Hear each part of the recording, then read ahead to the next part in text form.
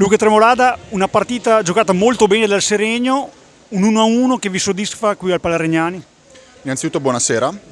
Ci soddisfa per quanto riguarda la prestazione, però per noi stasera era importante anche muovere la classifica, perché comunque la prestazione c'era stata anche nelle ultime 3 gare dove però non avevamo fatto punti, e quindi un peccato per come si era messa, perché quando abbiamo avuto le occasioni non siamo stati cinici e non abbiamo avuto la capacità di aggredire la partita quando potevamo, però secondo me il pareggio è un risultato giusto. Sì, l'abbiamo detto in cronaca sicuramente, occasione da una parte e dall'altra, ma lasciami sottolineare la vostra difesa, una delle migliori viste qui al Palarignani.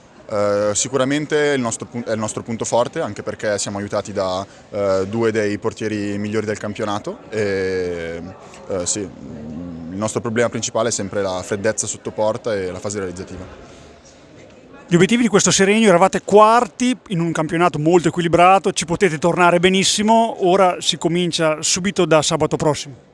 Certamente, allora il campionato è molto serrato, ci sono tante squadre in pochi punti, ce l'ha ribadito ancora una volta il mister in settimana. Per noi l'obiettivo rimane vincere tutte le partite e provare a fare di tutto per arrivare più avanti possibile, magari anche ai playoff.